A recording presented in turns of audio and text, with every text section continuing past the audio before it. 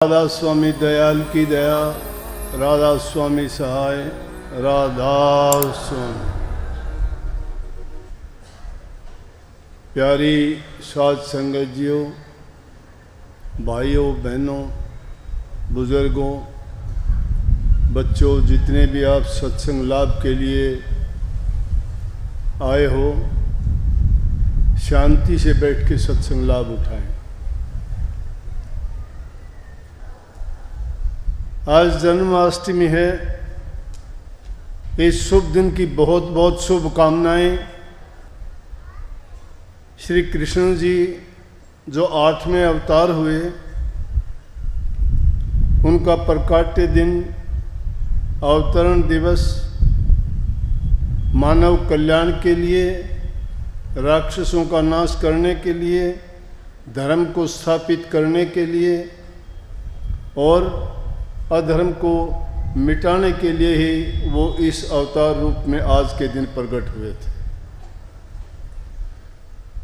तो ये आज का महान दिन है।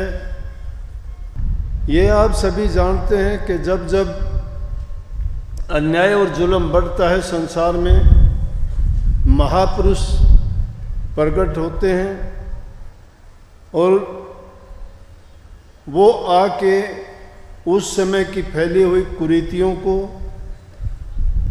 या जो भी गलत धारणाएं होती हैं, गलत परंपराएं होती हैं, उनको मिटा के पुनः मनुष्य मात्र को धर्म का रास्ता दिखाते हैं, अन्याय और जुल्म से उनको बचाते हैं।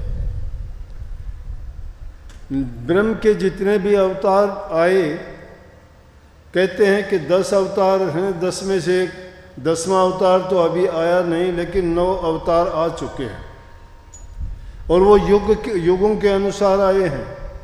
सतयुग में 4 अवतार आए, त्रेता युग में 3 आए, द्वापर में 2 आए और कलयुग में जो 10वां अवतार आना है। काफ़ी तो कह भी देते हैं कि महात्मा बुद्ध 10वें अवतार थे, लेकिन थे या नहीं थे, वो एक महापुरुष महात्मा बुद्ध भी थे जिन्होंने जो धर्म चलाया, उनके नाम से बुद्ध धर्म आज पूरे संसार में फैला हुआ है। और जब जब धर्म का प्रचार होता है तो बुराइयां सबसे ही छूटती चली जाती हैं। अभी सत्संग से पहले अपने मीनू भाई साहब बैठे हुए थे तो कहने लगे, जी इस इलाके में भी पहले नशे की आदत थी, लेकिन जो जो आपके सत्संग का प्रचार हुआ है तो उससे हमें इतना लाभ हो गया कि अब मुश्किल से 10-15% लोगों में ये आदत रही है। तो कितनी अच्छी बात है कि जब अच्छी बात के लिए आदमी को प्रेरित किया जाता है, चाहे वो कितनी भी बुराई हो, चाहे वो पाप कर्म हो, चाहे कोई गलत आदत हो, उसको अच्छाई और बुराई का दोनों के तुलनात्मक ढंग से अच्छी शिक्षा दी जाए तो बुराइयां छूट जाती हैं। आज के युग में हम देखते हैं कि जवान पीढ़ी गलत आदतों के कारण हमारे पुराने रीति रिवाज, हमारी परंपराएं सब ताक पे रख दी और उसके कारण समाज में इतनी एक दूसरे की चिंताएं हैं कि सोचते हैं कि ना तो वो संस्कार रहे, ना बच्चे माँ बाप की आज्ञा का पालन करते हैं और उनका पालन ना करने के कारण हमारी सभ्यता और संस्कृति बिगाड़ की तरफ बढ़ती जा रही है। तो ऐसे समय में महापुरुषों का प्रचार करना, समाज को सही रास्ता दिखाना और बुराइयां मिटाना पहला काम है। क्योंकि अगर समाज में बुराइयां बढ़ती रहेंगी, पाप अन्याय बढ़ता चला जाएगा। देखा देखी बहुत कुछ होता है, जहाँ कहीं भी आप देखोगे, चाहे वो अच्छाई को देखते हो तो अच्छाई बढ़ती जाएगी, बुराई को देखते हो तो बुराई बढ़ती चली जाएगी। सत्संग इंसान के जीवन को संवारता है, लेकिन उसके लिए शर्त यह है कि उनको गुरु पूरा मिलना चाहिए। गुरु अगर पूरा नहीं मिलता है किसी को तो समझो कि इंसान के जीवन को बर्बाद भी कर देता है, क्योंकि हम अंधे बन के गुरु की बात को मानते चले जाते। कहते हैं कि गुरु ने जो बात कही है, गुरु को छोड़ना नहीं, पाप लगेगा। गुरु जब धारण कर लिया, गुरु जो कहता है उस बात, क्योंकि शास्त्रों में जोर दिया गया इस बात का कि गुरु वचन को मानो, माँ बाप के वचन को मानो, जो भी महापुरुष हैं उनके कहे अनुसार हमें काम करना चाहिए। अब गुरु वचन, गुरु चाहे कैसी भी बात कहता है, अब उनको भोले जीव हैं, समझ नहीं पाते हैं कि क्या कहता है। गुरु वो गुरु होता है जो सबके हित की बात करें, सबके जीवन को अच्छा बनाने का प्रयत्न करें, सबको ऐसी नेक शिक्षा दे कि जिसके कारण उनका अगत भी बने और जगत भी बन जाए। लेकिन अब हालात क्या है कि धर्म एक व्यवसाय बन चुका है। धर्म के रास्ते पे चलने वाले भी एक दुकान की तरह, एक व्यवसाय की तरह से, कारोबार की तरह से काम करते हैं। सच्चाई को ना खुद जानते हैं और ना ही वो सच्चा प्रचार करते हैं। ड्रामेबाजी, नौटंकी, ये बातें होगी कि लोगों को जैसा चाहिए वैसा ही वो काम कर देते हैं। नाच गाना, कूदना, खेलना, ये सत्संग का काम नहीं है। सत्संग में तो इंसान के जो बुरे विचार हैं, बुरी आदतें हैं, उनको छुटवाना है, और हम उनके मन के अनुसार उनकी जो इच्छा है। संत तो कहते हैं कि जो बुराइयां हैं उनको मिटाओ। बुराइयां क्या हैं? इंसान में काम, क्रोध, लोभ, मोह, अहंकार ये हैं, ये इंसान को डबोते हैं, लोगों को फिर निश्चित गति की ओर उनकी इच्छा, आशा, तृष्णा, वासना, कामनाएं लेके जाती हैं, क्योंकि वो ऐसी ऐसी इच्छाएं पाल लेता है जो पूरी नहीं होती हैं, ऐसी ऐसी कामनाएं करने लग जाता है जिनका कोई औचित्य नहीं है, जिसकी सामर्थ्य नहीं है, और उन चीज़ों की वो कामना करता है, वो पूरी नहीं होती तो पूरा करने का प्रयत्न करता है। सही रास्ते से नहीं होता तो गलत रास्ता अख्तियार करता है।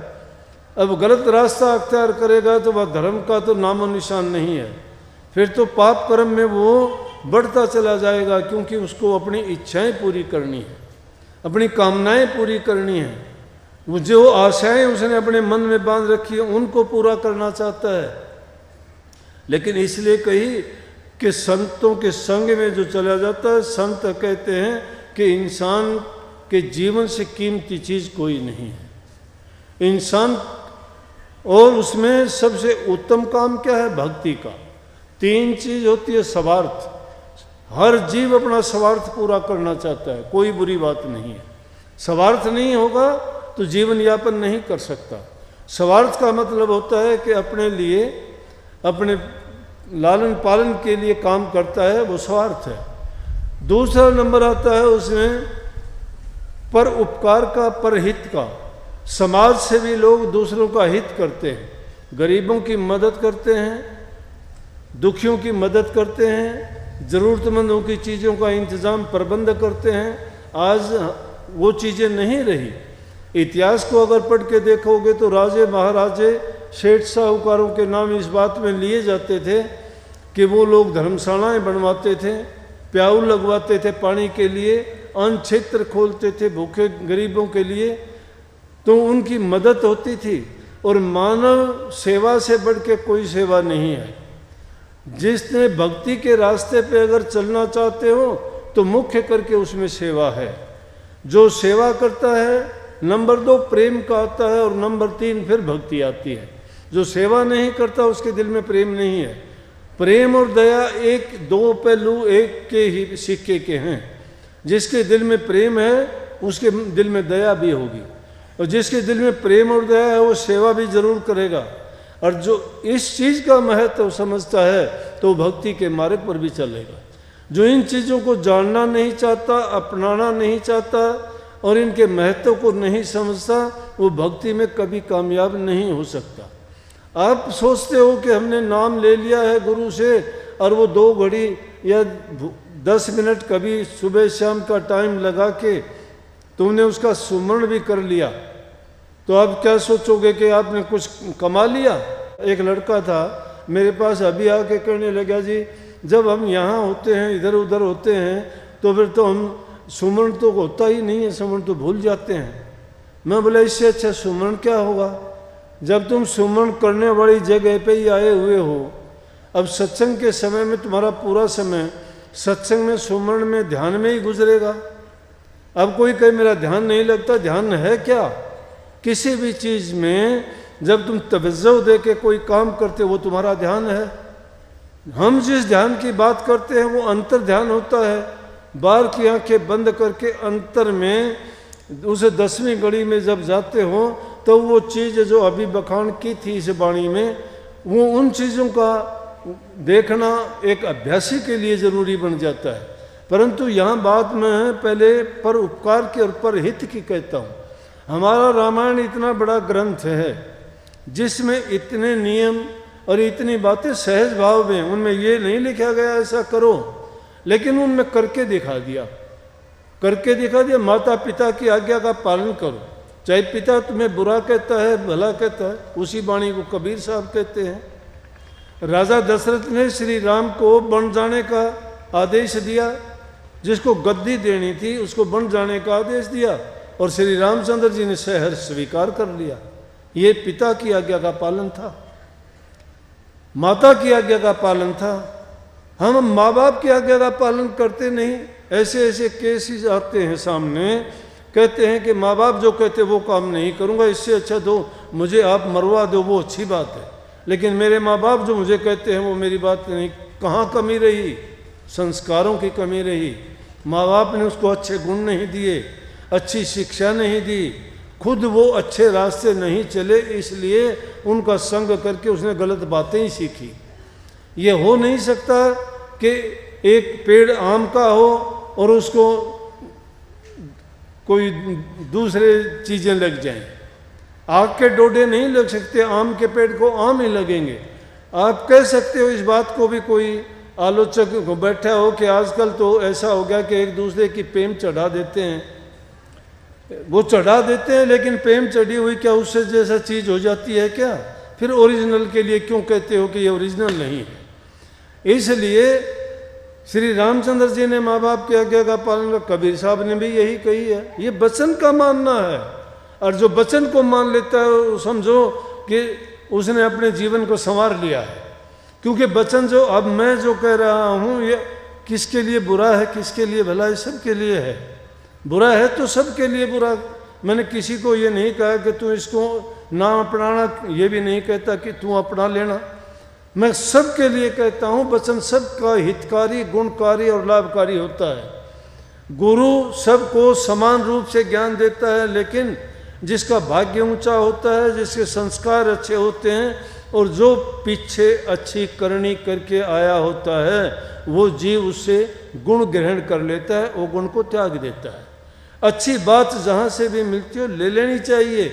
गुरु माँ बाप किसी को बुरी बात नहीं सिखाते, बल्कि उनके जीवन को बनाने की, संवारने की, उनको सुखी जीवन जीने की ही शिक्षा देते हैं हमेशा। कबीर साहब ने क्या कहा कि जो भी वचन कहा जाए कि चाहे वो बुरा है चाहे वो भला है, वो शिष्य के हित में कहते हैं, और उसको शिष्य को मान भी लेना चाहिए। जो नहीं मानते लेकिन अहंकारी हो जाते हैं, अहंकार में आके हम सब कुछ बर्बाद कर लेते हैं। ये वो बुरी बीमारी है, वो हमें अपने आप को ज्ञानी बना देती है, अपने आप को बलवान ताकतवर बना देती है। और ये क्या है? मन का ख्याल। इसलिए मन सबसे बड़ा चोर है।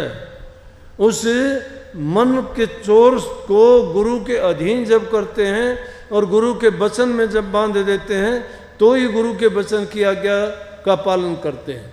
तो गुरु दूसरी बात बताता, पर उपकार करो, पर हित करो। और रामायण में इसीलिए कहा कि पर हित समान धर्म नहीं कोई। धर्म है क्या? पर हित। जो दूसरे का भला करता है उसका हृदय पवित्र होता है, उसके दिल में दया होती है, पवित्र हृदय होता है, उसी में प्रभु का वास होता है। और जिसका हृदय मलिन है, मलिन वासनाएं जिसके दिल में भरी पड़ी हैं, तो वो कभी अच्छा नहीं कर सकता। क्योंकि जो चीज़ें हमारे मन में उपजती हैं उन्हीं को हम क्रियान्वित करते हैं हमारे कर्मेंद्रियों के द्वारा। जो चीज़ मन में पैदा नहीं होती वो काम करते ही नहीं। पागल आदमी कोई काम करता है क्या? क्यों उसके मन में कोई ऐसी बात होती ही नहीं कि मैं क्या करूं क्या नहीं करूं।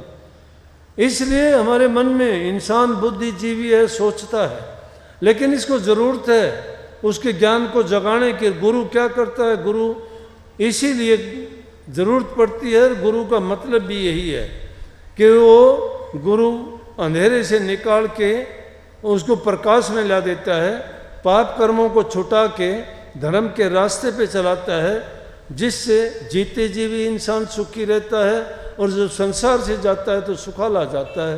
क्योंकि जीवन भर जो हम काम करते हैं हमें उसी का नतीजा मिलता है, आगे भी उसी का मिलता है। ये ना सोचना कि ये हमारा आखिरी जन्म था, ये हमारा पहला जन्म था, नहीं। कितने जन्म हमारे, कितने माँ बाप हुए होंगे, कितनी योनियां हमने भोगी होंगी, कितने हमने दुख कष्ट सहे होंगे, कितने नेक काम भी किए होंगे। लेकिन एक बात जाहिर है कि हमने नेक कर्म बहुत किए थे।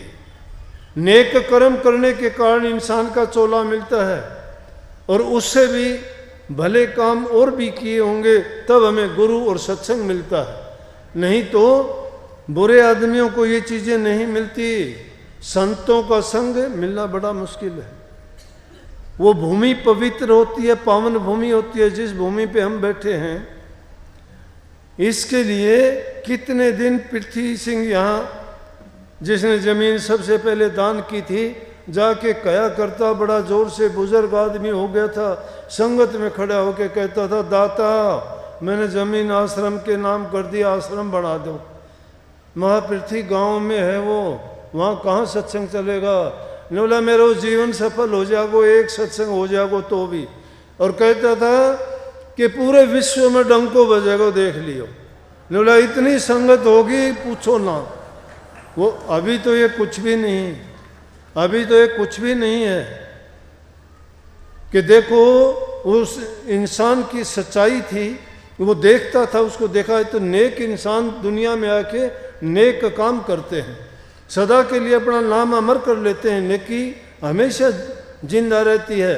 इंसान चला जाता है, इंसान की प्रकृति जिंदा रहा करती है।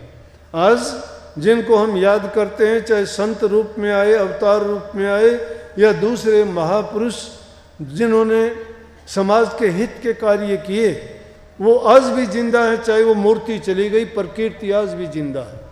लेकिन बुराई भी उसी प्रकार से जिंदा रहती है, वो भी कभी दफन नहीं होती। जहाँ अच्छाई का नाम लिया जाता है, बुराई उसके साथ होती है, क्योंकि प्रकृति दोनों चीज़ों में है। जहाँ रात का अंधेरा है वहाँ प्रकाश भी होता है, परंतु रात के अंधेरे में देखने वाले कभी ये ना सोचें और निराश ना हो कि अंधेरा ही अंधेरा रहेगा। नहीं, वक्त बदलता है, अंधेरा गुजरता है तो प्रकाश आता है। ये आस उनको होती है कि सुबह को सूर्य निकलेगा, प्रकाश होगा। इसी प्रकार से ये धर्म और अधर्म का भी चलता रहता है। लेकिन जिन इंसान जिंदा है, इसमें ज्ञान है, समझ है, विवेक है, और इसको कर्म करने की स्वतंत्रता प्रदान की गई है। ये कुछ भी जो करना चाहे कर सकता है, परमात्मा को दोष नहीं देना। ये ना कहना कि परमात्मा की इच्छा नहीं थी, नहीं, इंसान की इच्छा नहीं थी। परमात्मा किसी को नहीं कहता तू भला कर, तू बुरा कर।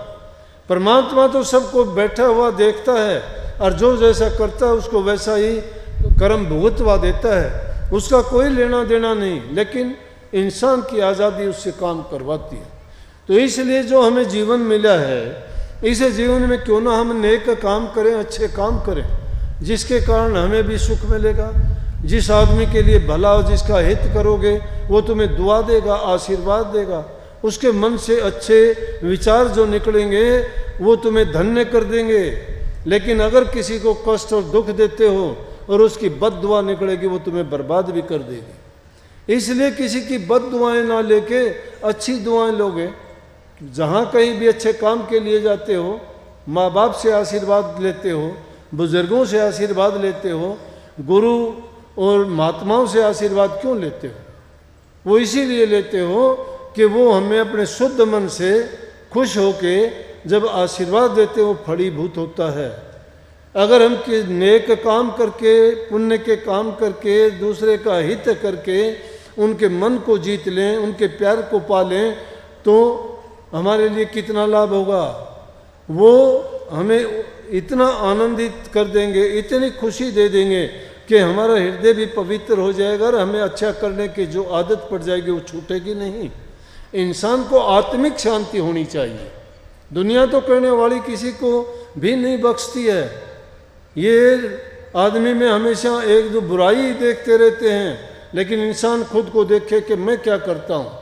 जो अच्छे रास्ते पे चलते हो, अपने अच्छे रास्ते को मत छोड़ो किसी के कहने से या उनके घबराने से।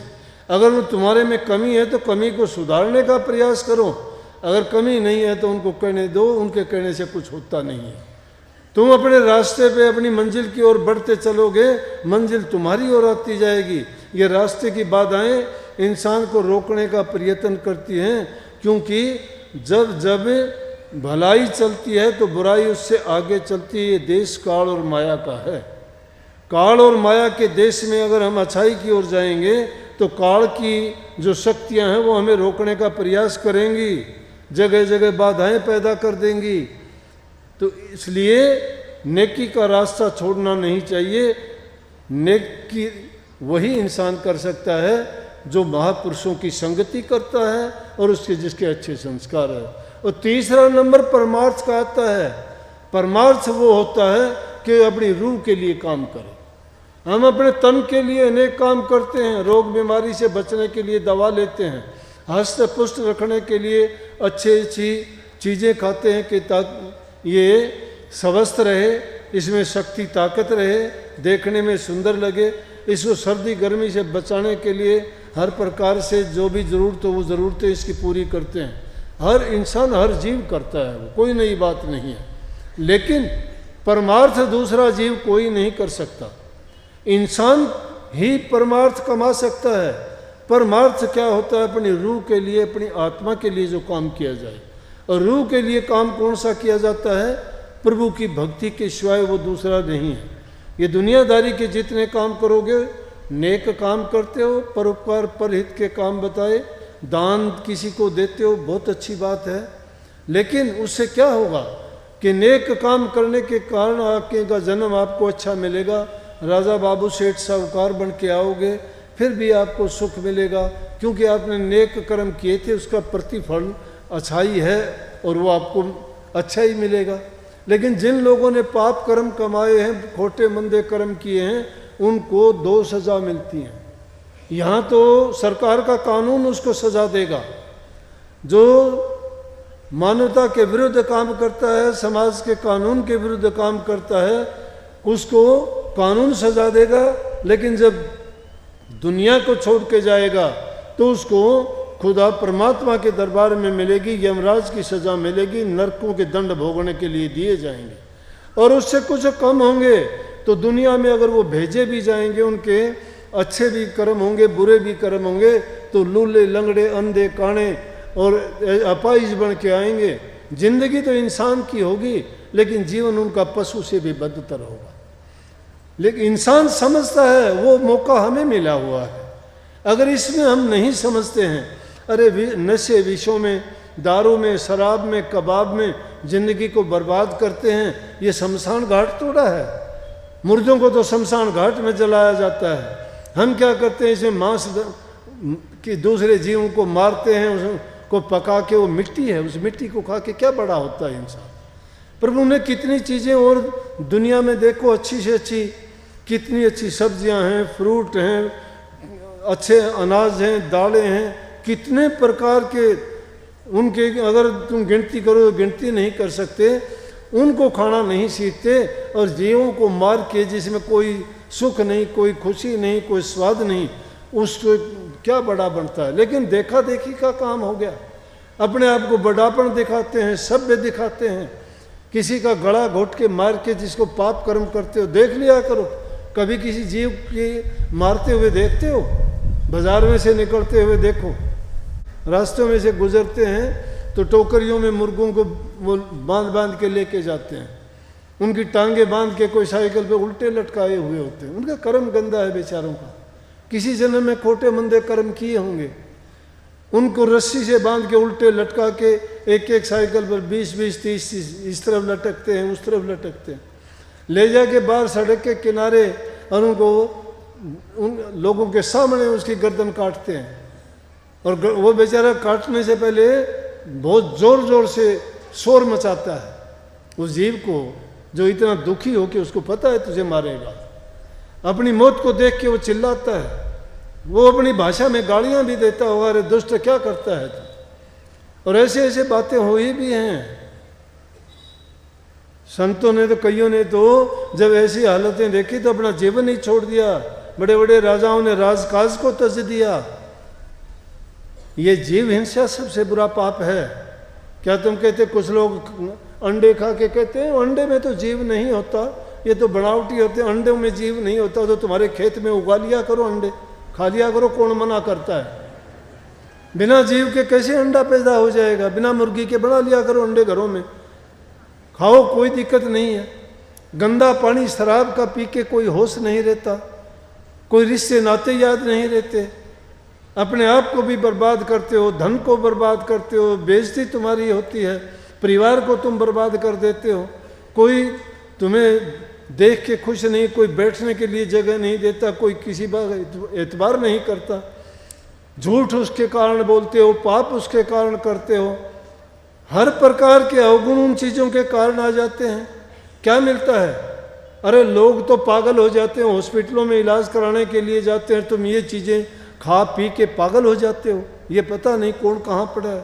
नरक भोगते हैं ऐसे लोग, और फिर वो अपने आप को क्या मानते हैं। ये इस तरह की हालात में इंसान जीता है तो अपने आप को इंसान भी क्या कहता है। वो रूह भी बेचारी अंदर से कितनी दुखी होती होगी कि देखो मैं किस शरीर में आई, और आगे के लिए उसका क्या हाल होगा, क्या दुर्गति होगी, कहाँ भक्ति की, कहाँ प्रभु के मिलने की, कहाँ उसका गुणगान करें, कैसे उसको याद करें। इंसान इंसान ही नहीं रहा। उससे पहले ज़रूरत है कि इंसान नेक इंसान बने, बुराइयों को छोड़े। ये तो बहुत बड़ी बड़ी बात है। क्रोध आता है, क्रोध में दूसरे इंसान का कत्ल कर देते हो। छोटे से ज़मीन के टुकड़े के लिए पीढ़ियों तक तुम्हारे झगड़े मुकदमे चलते हैं, कोर्ट कचहरियों में दुखी होते हो, ना बच्चों का पता, ना स्त्री का पता, किसी को मार देते हो, तुम्हारी ज़िंदगी जेलों में कटती है, पीछे से तुम्हारे परिवार की क्या हालत होती है, तुम्हारी ज़मीन बिक जाती है, घर बिक जाती है, तुम्हारे बच्चों को खाने पीने के लिए कुछ नहीं बचता है, वो ज़मीन यहीं रह जाती है, कहीं नहीं जाती। 4 पैसे के लिए ऐसी गलती कर बैठते हो। क्यों ऐसा करो? किसी को शौक नहीं है, ये समझा करो। मैं तो ये कहता हूँ कि सब झगड़ों को मिटने के लिए सीधा सा एक फार्मूला है, तुम्हारे से गलती हो जाए तो माफ़ी मांग ले, छुट्टी हो जाएगी वहीं। और दूसरा अगर गलती कर देता है तो उसको माफ़ी दे देनी चाहिए उसी टाइम कि जा भाई माफ़ किया, कोई बात नहीं, झगड़ा ही मुक जाएगा। अगर झगड़ा सब कुछ लुटा पिटा के भी तो तुमने कहाँ जाना पड़ता है, फिर ज़्यादा कुछ मिलता है क्या? मन की शांति गई, घर बर्बाद हुआ, और लोगों के हंसी का कारण बने। लोग हंसते हैं, क्यों हंसते? तुम्हारी मूर्खता पर। कुछ इंसान का घटता नहीं है, अगर गलती होती है उसी टाइम कह दो, कुछ नहीं जाता। अगर कोई कहता है तो कहने दीजिए। ये एक बेकार का इंसान एक अभिमान पाल लेता है। जो लोग अभिमान पाल लेता है वो बड़े से बड़ा जुल्म भी कर जाता है। बड़े से बड़ा जुल्म होने का कारण अभिमान है, अहंकार है इंसान का। जो इंसान अहंकार को छोड़ देगा, झगड़ा ही खत्म हो जाएगा। लेकिन हम तो छोटी छोटी बात के लिए तो क्रोध कर लेते हैं। काम के ऐसे हैं कि हमारे जो मन में कामना हुई वही पूरा करने की कोशिश करते हैं। लोभ इतना ज़्यादा है कि हमें अपना तो सब कुछ होना चाहिए, दूसरा चाहे मर जाए, कट जाए, कुछ भी हो जाए, उसकी हालत नहीं देखते। चोर ठग लुटेरे क्या करते? उसको पता है कि उस इंसान ने ये चीज़ कैसे जोड़ी होगी, कैसे पैसे उसने कमाए होंगे, और उनकी चीज़ों को चुरा ले जाते हैं, लूट ले जाते हैं। उनका भला कैसे होगा? लोभ में ऐसा करते हैं, लालच में ऐसा करते हैं, स्वार्थ में ऐसा करते हैं। लेकिन जो आदमी दूसरे का हित करना सीख जाता है वो सेवा भी करता है। सेवा दिखावे की नहीं, सेवा दिल से होती है। सेवा जो इंसान करता है उसका अभिमान चला जाता है, अभिमान नहीं होता। सिखों के गुरुद्वारों में देखो, बड़े बड़े भी चाहे कितने ऊंचे ओहदे और पद पर हो, उसको अगर कोई सजा दी, या वो खुद भी खुश होकर जूते उठाने की सेवा करेगा, बर्तन साफ करने की सेवा करेगा, भोजन जिमाने की सेवा करेगा, वो इंसान होंगे। तुम्हें जानते ही नहीं है, तुम्हें सड़क पर चलते हुए को प्रसाद देंगे कि भाई जी प्रसाद लेके जाओ, प्रसाद लेके जाओ। क्यों? वो इस चीज़ के महत्व को जानते हैं। इंसानियत की सेवा करना बहुत उत्तम है। क्योंकि इंसान 84 लाख योनि में सबसे उत्तम चोला है, इससे उत्तम चोला कोई नहीं है। सिखों ने ही कहा है, नानक साहब ने, बही प्राप्त मानुष दे हरिया, गोविंद मिलन की ये तेरी बरिया, और काज तेरे किते न काम, कर साध संगत भज केवल नाम। कि गोविंद भजने का, परमात्मा की भक्ति करने तेरा यही अवसर है। और स्वामी जी महाराज ने भी यही कही है, ये तन तुमने दुर्लभ पाया, कोटि जन्म जब भटका खाया। कोटि जन्मों का भटका खाने के बाद इंसान का चोला मिला है। फिर उस गर्भवास की बात को याद कीजिए, जिस नरक में पड़े हुए थे जीव। नरक क्या है? माँ के गर्भ में एक पानी की पोटली में ही तो थे हम बंद। इस जीव की हालत देखो, उसी को खाता था, उसी को पीता था, उसी में पखाना करता था, उसी में पेशाब करता था। नरक से भी बढ़ के था। याद थी इसको ये बातें। प्रभु से प्रार्थना करता था, मुझे बाहर निकालो इससे, मैं आपकी भक्ति करूंगा, और भक्ति करके ये इस काल और माया की जेल से निकल के आपके चरणों में पहुंचूंगा। इसलिए जन्म मरण का रोग लगा हुआ है, इसीलिए इसको सबसे बड़ी बीमारी कहा गया है। और जन्म मरण से छुटकारा पाने का साधन सिर्फ संतों के पास है। लेकिन हम तो क्या हुआ कि जब बाहर निकलते हैं उस बात को भी भूल जाते हैं कि हमने क्या वायदा किया था, और याद ही नहीं है, और फिर उसी काम में लग जाते हैं। ये भूल लगी हुई है। कबीर साहब ने तो हर बात उन्होंने कही, छोड़ी नहीं। वो कहते हैं, अगत में मत ना बोवे सूल, जो बोएगा वैसा काटेगा। अगत है कि आज जो बोता है कल को काटना पड़ेगा। आज अच्छा करेगा कल को अच्छा मिलेगा, बुरा करेगा बुरा मिलेगा। जैसे को तैसा है, जैसा करोगे वैसा भरोगे। दूसरे को इज्जत देना देखो, प्यार दे के देखो, सम्मान करके देखो, तुम्हें मिलेगा। जो तुम किसी का अच्छा नहीं करते, तुम्हारा अच्छा कौन करेगा? प्रकृति का नियम है, जो इंसान जैसा देगा उसको वैसा मिलेगा, कोई रोक नहीं सकता। चाहे कोई बुरा करने वाला है, कंस बुरा करना चाहता था कृष्ण जी का, लेकिन कृष्ण जी इस संसार का हित करने के लिए आए थे। वो लोगों को दुख देता था, कष्ट देता था। ब्रह्म के अवतारों की ये खूबी थी कि ब्रह्म के अवतार जितने भी आए ना, उन्होंने राक्षसों का संहार किया, मार दिया उन्हें। किसी को भी देख लो, कहीं नरसिंह रूप धार के, कहीं श्री कृष्ण का रूप धार के, कहीं श्री राम का रूप धार के रावण और लंका के राक्षसों को खत्म किया। जितने भी ये अवतार आए थे, ये इन्होंने संहार किया राक्षसों का, दुष्टों का, पापियों का। लेकिन आज का युग संतों का युग है, और संत आपको प्रेम का पाठ पढ़ाते हैं, सेवा का पाठ पढ़ाते हैं कि नहीं, दुख ना दो किसी को। तुम्हें भी कोई दुख देता है उसका भी भला करो, नेकी कर दरिया में डाल, भला करके भूल जाओ। दूसरे की भलाई करोगे, तुम्हें तुम्हारी आत्मिक शांति मिलेगी। बुराई करके कोई आदमी चैन से नहीं रह सकता। तो संतों का युग है। संत प्रेम के रास्ते पे, प्रेम का कोई मोल नहीं है, कोई तोल नहीं है। इसलिए सत्संगियों को आपस में प्रेमी बोलते हैं। लेकिन सत्संगियों में भी आपसी द्वेष हो, ईर्ष्या हो, बैर हो, एक दूसरे की टांग खिंचाई करते हो। अरे तुम अगर किसी से मुकाबला करना चाहते हो तो ये मुकाबला करो ना, मैं इससे ज़्यादा भजन करूँगा, इससे ज़्यादा अच्छे नेक काम करूँगा, इससे अच्छा ज़्यादा परमार्थ और परोपकार करूँगा, इससे ज़्यादा मैं सेवा करूँगा। तुम अच्छा करने में दूसरे का प्रतिस्पर्धा करो, बुराई करने में नहीं। बुराई की ओर क्यों बढ़े जाते हो? बुराई करने वालों को ताकत मिलती है, क्योंकि काल की शक्तियाँ, काल का शासन है, काल उनको ताकत देगा। लेकिन अच्छा करने वाले को ताकत सतगुरु देता है। जो गुरु की शरण में चले गए उनको गुरु शक्ति कब देगा? जब गुरु को याद रखोगे। गुरु को तो कभी भूलने से भी याद नहीं रखते। इसीलिए गुरु के गीत गाए गए। गुरु की कर हरदम पूजा, गुरु समान कोई देव न दूजा। गुरु चरण सेव नित करिए, तन मन गुरु आगे धरिए। गुरु ब्रह्म रूप धर आए, गुरु पार ब्रह्म गति गाए। गुरु सत्य नाम पद खोल्या, गुरु अलख अगम को तोल्या। गुरु रूप धरा राधा स्वामी, गुरु से बढ़ के नहीं अनाम। गुरु ब्रह्म रूप धरा है। क्यों कही इतनी बातें कि गुरु सारे ही तो काम करता है। गुरु ब्रह्मा है, गुरु विष्णु है, गुरु महादेव है। गुरु तुम्हारा सुधारक है, गुरु माँ बाप है। गुरु तुम्हारा कल्याण करने वाला, तुम्हारा हित करने वाला, तुम्हें जीवन देने वाला, तुम्हारे बुराइयों से बचाने वाला, तुम्हारे पाप कर्मों को हरने वाला गुरु है। और कहीं ये सामान नहीं मिलता। गुरु के संग में ही आपको ये चीजें मिलती हैं। दुर्भाग्य उन लोगों का जो गुरु को नहीं जानते, गुरु को नहीं पहचानते। देह को गुरु मत मानिए। आप देह को गुरु मानते होंगे। कोई कहता है मेरा गुरु दिनोद में बैठा है, कोई कहता है मेरा गुरु आगरा में बैठा है, कोई कहता है मथुरा में बैठा है, कोई दिल्ली में बैठा है। नहीं, गुरु तुम्हारे हृदय में बैठा है। अपने आप को पहचानिए। गुरु तुम्हारे अंदर में बैठा है, उसको खोजिए। और वो नूरी गुरु है। लेकिन जब तक तुम्हें देह रूप का गुरु ज्ञान नहीं देगा, उसकी तरफ नहीं चल सकते।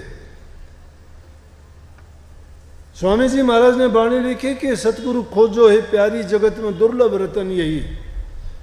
दुर्लभ रतन बताया। दुर्लभ रतन क्यों कहा? कि रतन की कीमत बहुत ज़्यादा होती है।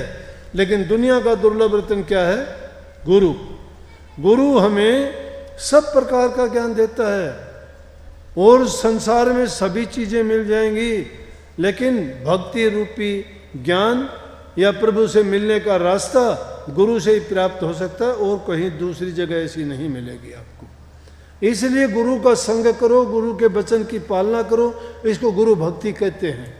और कही है कि गुरु भक्ति दृढ़ के करो, पीछे और उपाय। गुरु भक्ति दृढ़ कर लो। गुरु भक्ति दृढ़ करने का मतलब गुरु की आज्ञा में चलो।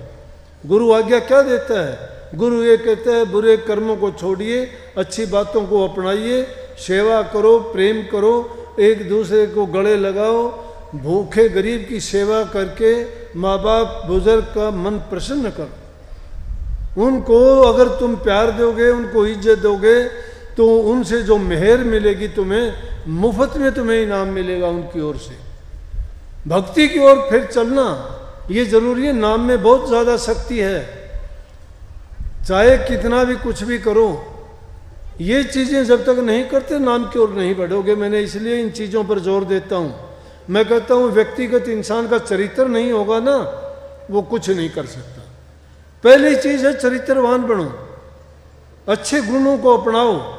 जहाँ कहीं जाओ अच्छी बात ग्रहण करो। गुण ग्रही बनो, अवगुण ग्रही नहीं। गुणों को ग्रहण करो, चाहे कहीं से भी अच्छा गुण मिल जाए। मैं नहीं कहता कि सिर्फ मेरे पास आओ, नहीं। तुम्हें जिससे भी अच्छा गुण मिलता है सबको लेके संग्रह करो, उन बातों को अपनाओ अपने जीवन में और उन पर चलने का प्रयास करो। और धीरे धीरे करके, मैं तो एक बात बहुत साधारण सी कहा करता हूँ, आप लोग सत्संगी हो, किसी ने 10 साल हो गए, किसी को 15, किसी को 20 साल नाम लिए होंगे, लेकिन इतना कुछ होने के बावजूद भी तब्दीली और बदलाव नहीं देखता। मैं इतना ज़रूर देखता हूँ कि कुछ कुछ बुराइयाँ छोड़ी। जैसे ये खुशी की बात है कि कोई भी बीड़ी सिगरेट पान तंबाकू हमारी संगत में नहीं लेता। और क्यों? मैंने अपने जीवन में मैंने इन चीज़ों का सेवन किया। लेकिन जब मैं गुरु गद्दी पर आया तो मैंने एक प्रण लिया कि मैं जो बुराई थी, मैं बुराई है, मैं छोड़ूंगा, उनसे भी छुटवाऊंगा। अब मैंने उसको सबके लिए ज़रूरी कर दिया। अब संगत में कोई बीड़ी सिगरेट भी नहीं पीता। बहुत अच्छी बात है। अब उसको बात को देखते हुए पूरी दुनिया में अब लोग कहते हैं प्रकृति की चीज़ों को बचाने की जो हमने मुहिम चलाई, पेड़ लगाने की चलाई, पानी संरक्षण की चलाई, भ्रूण हत्या की जो बातें थी वो बताई, जंगली जीवों की रक्षा के लिए, जानवरों के लिए जो भी हमने आज सरकार जिन चीज़ों पर जोर देती है वो शुरू से ही हमने की।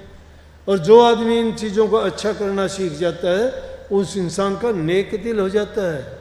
और परमात्मा तो खुद कहते हैं निर्मल मन सोई जन मोए भावा, कि जिस इंसान का निर्मल मन है मुझे वो ही अच्छा लगता है, मैं वहीं पर वास करता हूँ। मुझे ढूंढने की कोशिश करो तो उन भक्तों के दिलों में जाके देखो जो नेक इंसान से नेकी करते हैं, भलाई करते हैं, मैं उनके हृदय में बैठा रहता हूँ। सबसे बड़े भगत बताए उन्होंने, कहता है पूरी सृष्टि मैंने पैदा की है, उनमें बड़े बड़े ज्ञानी हैं, ताकतवर हैं, बलवान हैं, राजे महाराजे हैं, लेकिन वो चीज़ कौन काम की?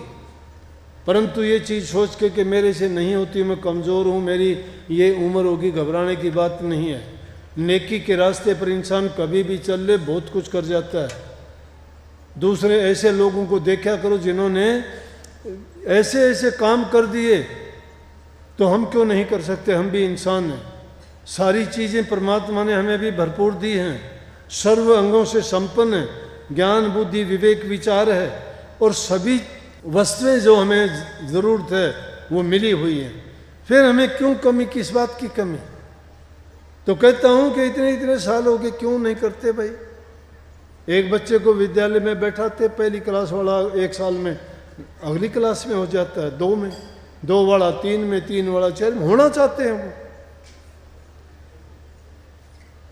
पुलिस में लग गया, सिपाही से हवलदार, हवलदार से थानेदार, डीएसपी एसपी बनना चाहता है, प्रमोशन होता है उनका, सीनियर होते चले जाते। आप सीनियर होके जूनियर कैसे होते जा रहे हो? जो जो बढ़ते जाते हो नाम की कमी कैसे आती जा रही है? और सिर्फ तुम्हारे सुधार से कुछ नहीं होगा ये और बताऊं, अपने परिवार को सुधारो, अपने बच्चों को घर बैठा के अच्छी शिक्षा दिया करो। किसी की निंदा बुराई चुगली तुम्हारे घर में होती है, अगर ऐसा कोई करता है उसको बढ़ने मत दो, उस बीमारी को रोक दो, नहीं तो बर्बाद कर दोगे उनके जीवन को भी। उनको अच्छा और सच्चा बनने की शिक्षा दो, उनको धन देने की जरूरत नहीं है। बच्चों की इच्छाएं पूरी ना करो, जरूरतें पूरी करो। इच्छा तो पता नहीं क्या क्या उठा लेंगे, लेकिन जरूरत पूरी करो। उनको जिस चीज़ की जरूरत है, उनकी इच्छाएं, वो अगर कहता है कि आज ये पूरी करो, आज मुझे मोबाइल चाहिए, आज मोटरसाइकिल चाहिए, आज कार चाहिए, मुझे ऐसे कपड़े ऐसे जूते चाहिए, तो वो ज़रूरत की चीज़ें दीजिए। लेकिन उनकी इच्छा बढ़ती जो जाती है उन पर रोक लगाइए, उनके ऊपर नज़र रखिए, क्या करते हैं, कहाँ जाते हैं, क्या पढ़ते हैं, उनकी संगति क्या है। संगति बर्बाद कर देती है इंसान को। बुरी संगति में मत बैठने दिया करो। नेक जगह में जाते हो तो कोई खतरा नहीं है, अच्छाई लेके आएंगे। लेकिन अगर संगति जिस बच्चे की बुरी होगी वो कभी सुधर नहीं पाएगा। फिर उनको गलत आदत, एक गलत बच्चा बहुत बच्चों को खराब कर देता है। इस बात में आनाकानी नहीं, बल्कि शाम के वक्त अपने बच्चों को सबको इकट्ठा बैठा के सबके अगर हालचाल पर तुम्हें परवाह ही नहीं है, तुम कहाँ रहते हो, तुम्हारे बच्चे कहाँ रहते हैं, वो कहाँ जाता है, मोटरसाइकिल उठाया चल दिया कहीं का कहीं, क्या पीता है, क्या खाता है, किसके पास बैठता है, नहीं पता तुम्हें। और जब वो तुम्हारे हाथ से छूट जाती है डोर पतंग की, फिर चिल्लाते हो, फिर वो बच्चे तुम्हें ही घर से निकाल देते हैं।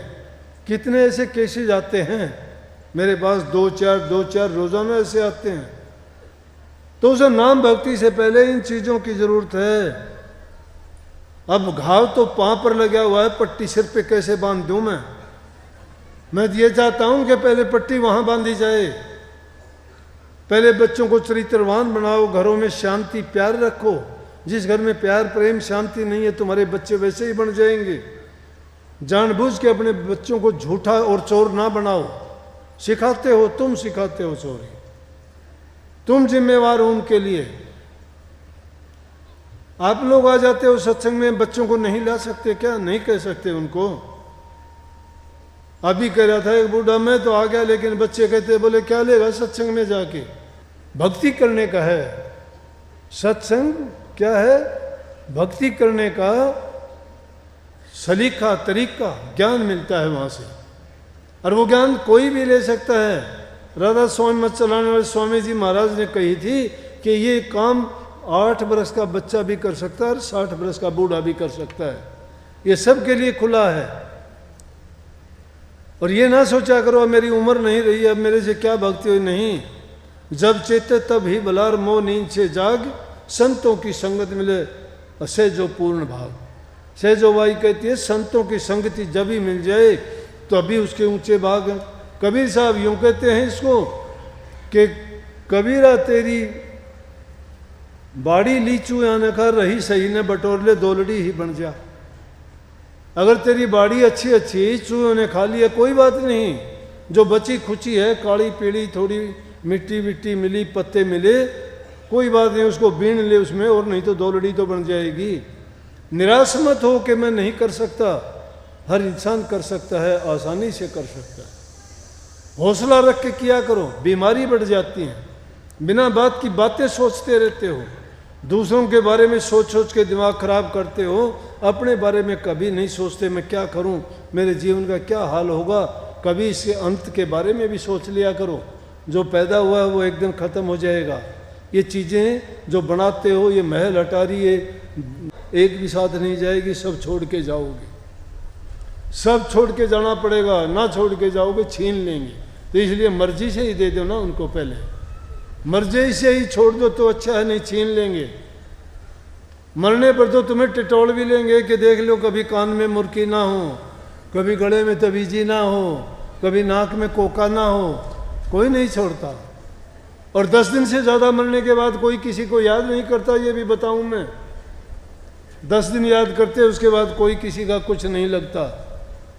ये दुनिया का खेल और तमाशा है, ये भूल पीछे पड़ी हुई है इंसान को, लेकिन कोई कोई चेतता है, और जो चेत लेता है वो अपने जीवन की बाजी जीत के जाता है। ये बाजी लगी हुई है यहाँ। कबीर साहब ने तो बाजी बताई है प्रभु के साथ में कि बाजी लगाओ तो परमात्मा के साथ में लगाओ, बहुत अच्छा रहेगा। और मैं कहता हूँ ये बाजी जीवन की लगी हुई है, और जीवन की बाजी हारना नहीं, जीत के जाओ। और जीतेगा कौन? जो नेक रास्ते पर चलेगा। और नेक रास्ते पर चलते हुए चाहे इंसान 2 दिन क्यों ना जिए, और बुरे रास्ते पे चल के चाहे वो 100 दिन भी जिए, उसकी ज़िंदगी बेकार है। ये जीवन किसी के काम आए? किस काम आती है इंसान की खानड़ी? पशु के चाम की बने रे पनैया, नौबत और नंगारा, नर तेरा चोला काम ना हो, जड़बुझ हो जा छारा। पशु के चाम की तो जूतियाँ बनती हैं, नंगारे बनते हैं, ढोल बनते हैं, कितनी और चीज़ें, बटवे बनते हैं। पशु के चाम काम आते हैं, सींग काम आते हैं, हड्डियाँ काम आती हैं, बाल काम आते हैं, पूंछ काम आती है। इंसान की एक चीज़ भी बता दो मरने के बाद काम आती हो, कुछ भी काम नहीं आती, इतनी सी राख बनती है। तो कभी काया खोटीर, कभी माड़ीर, कभी मोटी मोटी होगी उसकी थोड़ी ज़्यादा राख बन जाएगी, पतली होगी उसकी थोड़ी बन जाएगी। आखिर तो इसको ख़त्म होना, हाड़ जड़े जो ला कड़ी, चाम जड़े जो घास, बाल केस किस तरह जड़ेंगे? जैसे घास जड़ गया चढ़ चढ़, आध घंटे में सब फूक दम के घर आ जाएंगे, कोई उसी निशानी मिट देंगे, उसके कपड़े उसकी चीज़ें भी बाहर फेंक देंगे, ना रखो, याद आएगा वो। 2 दिन के बाद याद आता है, कहता है कि नहीं वो दिखाई देता, दिखाई नहीं देना चाहिए। बाबा जी कुछ हिस्सा करो, दिखाई नहीं देना चाहिए। अरे पूरी ज़िंदगी तुम्हारे साथ रहा, अब क्या हो गया वो? ना ना, दिखना नहीं चाहिए। ये कीमत है इंसान की। फिर इंसान बर्बाद अपने आप को करता है, अपने बारे में नहीं सोचता। जिनके बारे में सोचता है उनके ये ख्याल है उसके मरने के बाद 2 दिन जग में जीना है, इतने पे क्यों इतराते हो? मेरी काया मेरी माया शोर मचाते जाते हो, साथ नहीं हरि नाम लिया और यूं ही जीवन बर्बाद किया, सारा का सारा जीवन खो दिया। खुश होते हो, माँ भी राजी होती है कि आज साल का हो गया, आज 2 साल का हो गया, आज बर्थडे मनाते हैं। अरे खुशी होते हो, कहते हो कि बर्थडे है आज, कौन सा कि 40वां 50वां सिल्वर जुबली। अच्छा, ये नहीं सोचते कि इतने साल बर्बाद कर दिए, इन सालों में क्या नेक काम किया? अगर कोई नेक किया होता तो अच्छा था। कि किस चीज़ की सिल्वर जुबली? आदमी की कोई चीज़ घटती है वो तो पछताता है, और इंसान खुशी मनाता है। देखो जिंदगी के दिन कम पूरे हो गए, जितनी ज़िंदगी मिली थी उसमें साल कम होते जा रहे, वो खुश होता है, मैं हाँ इतने दिन मेरे सिल्वर जुबली आ गई, गोल्डन जुबली आ गई। ये भूल है इंसान की, समझता ही नहीं है। नकल पे लगा हुआ है, चाहे नुकसान हो, चाहे गलत हो, चाहे उससे पाप कर्म हो। दूसरे करते हैं, वो भी करता है, फैशन में करते हैं, फैशन में कि वो करता है तो मैं भी ये करूँगा, चाहे उसको अच्छा लगे या ना लगे। भाई काम वो करो जो तुम्हारे जीवन को भी बना दे, तुम्हें सुख शांति दे, जीते जी खुशी मिले, हंसते हुए संसार से जाओ। नेक इंसान की गांधी जी के बारे में कहते, जदों तुसी आए जगत विच, जगत हंसा तुसी रोए, ऐसी करनी कर चलो तुसी हंसो जग रोए। कि जब गांधी जी संसार में आए थे तो दुनिया तो हंसी थी, वाह नेक इंसान आया, बड़ा नेक इंसान आया, अच्छा करके जाएगा। लेकिन गांधी जी रोए कि कहाँ पाप की दुनिया में आ गया मैं, कहाँ इस जुल्म और राक्षसों की भूमि में उतर के आ गया। लेकिन नेक काम कर के गए ना, तो कहा कि जदों तुसी आए जगत विच, जगत हंसा तुसी रोए, और ऐसी करनी कर चले तुसी हंसे जग रोए। करनी ऐसी करके चले गए, बाद में जग रोता है, तुम हंसते हुए गए क्योंकि तुमने नेकी करी। ये भूमि पवित्र होती है, इसके बारे में मैं कहूँ था, बीच में रुक गया। तो ये जहाँ कहीं भी महापुरुषों का सत्संग होता है, कितने भगत लोग आए हैं, कितने लोगों ने अन्न ग्रहण किया है। अगर एक आदमी को भी कोई अन्न का दाना भी खिलाता है तो भी उसको कितना पुण्य मिलता है। ये देखो कितने, कम से कम और कुछ नहीं तो नाम का सुमन तो जरूर करते होंगे, विचार जरूर शुद्ध होंगे, शुद्ध मन से भी यहाँ आए हैं। तो ये भूमि बड़ी पवित्र है, जहाँ प्रभु के नाम का गुणगान होता है, जहाँ भलाई और सच्चाई का प्रचार होता है, वो पावन भूमि होती है। तो ये भूमि बहुत पहले से ही बड़ी पावन थी। एक बार शंकर जी और पार्वती जी आकाश वायुमंडल के रास्ते जा रहे थे, चलते चलते, और बैल को रोक के, क्योंकि बैल सवारी है उनकी, शंकर जी नीचे उतरे, एक भूमि को प्रणाम किया।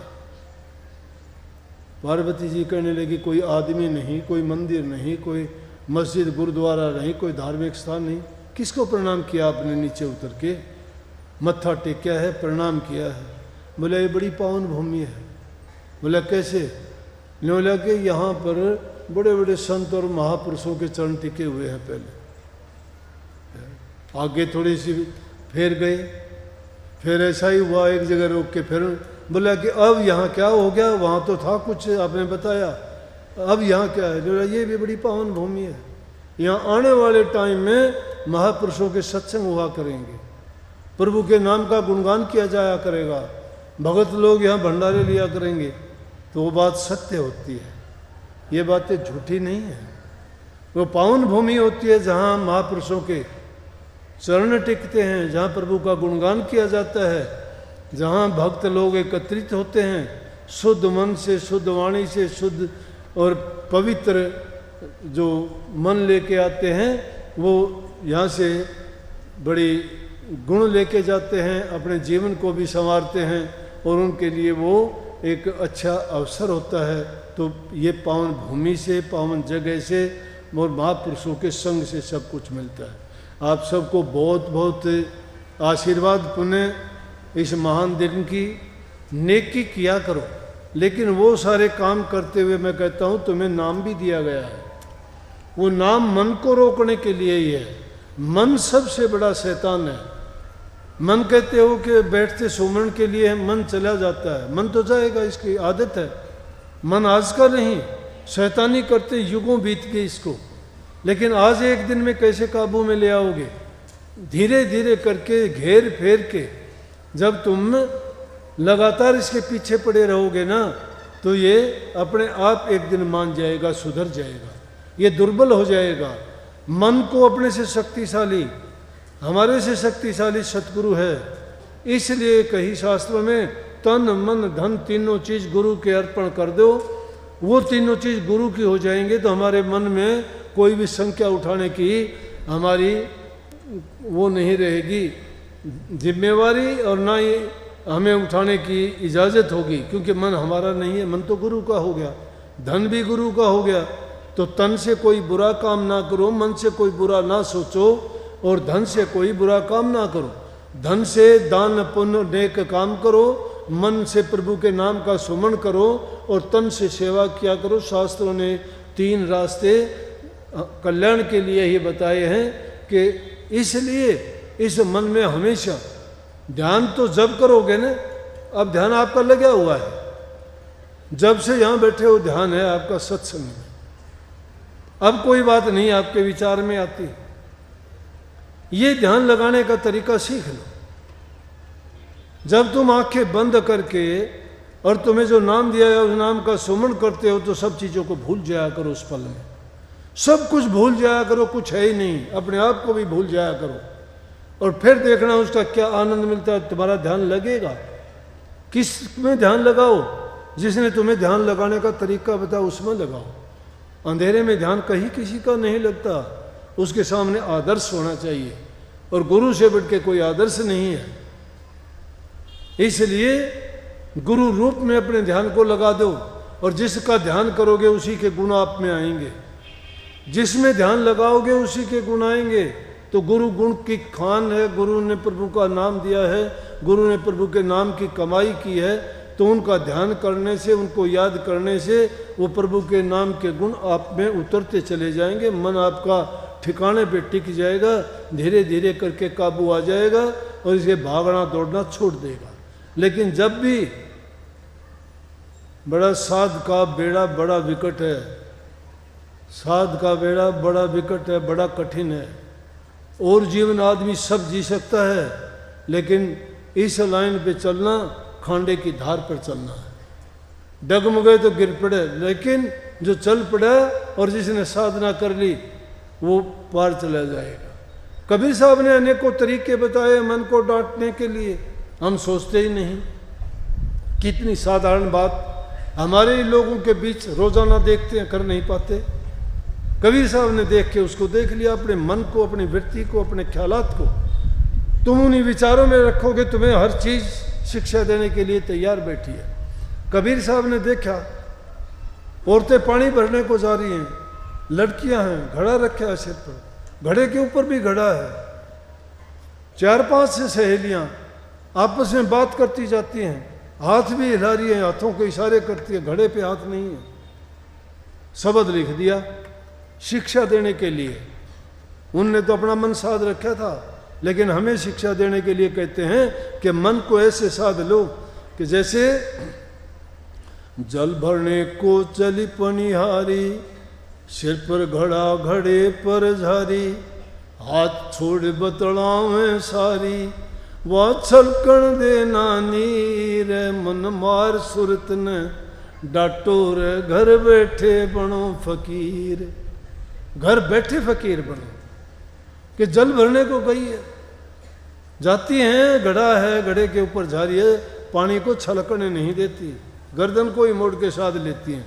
तुम्हारी रूह नहीं सुधरती, तुम्हारा मन नहीं डरता, इसलिए कहते उनसे ये सीख ले लो, उनसे सीख ले लो कि जब वो घड़े के ऊपर भी घड़ा रखे, अरे बातें भी कर दी जाती है, हम जबान से बात करती हैं, तो हमने भी यही बात कही है कि मन आदमी का यारवल और हाथ कारवल।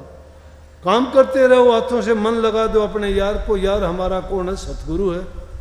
सतगुरु वो कड़ी है जो हमें परमात्मा से मिला देगा। इसीलिए सतगुरु से प्रेम करो, उनका यकीन विश्वास रखो, उनका दृढ़ विश्वास, दृढ़ प्रीति जिसके हृदय में है उसकी भक्ति पूरी है। ये गुरु भक्ति है। जो गुरु भक्ति नहीं जानता वो भाई धूल में लठ मारे जाओ, गुब्बार में खेले जाओ, कुछ नहीं मिलेगा। अपने जीवन को अच्छा और सच्चा बनाने के लिए पवित्र काम करो, नेक दिन बनाओ, अच्छा करते जाओ, तुम्हारा अच्छा ही अच्छा होगा। बहुत बहुत सबको आशीर्वाद। सतगुरु आपको सबको भक्ति करने की शक्ति दे। आप खुद भी सुधरो और अपने परिवार को भी सुधारो। और मैंने दादरी भी ये कही थी, यहाँ भी कहता हूँ, तुम तुम्हारे परिवार को सुधार लो, मैं पूरे संसार को सुधार दूंगा। तुम तुम्हारे परिवार को सुधार लो, अपने बच्चों को, पत्नी को, घर वाले को, उनको सुधार लोगे ना, ये गारंटी है पूरा संसार सुधर जाएगा।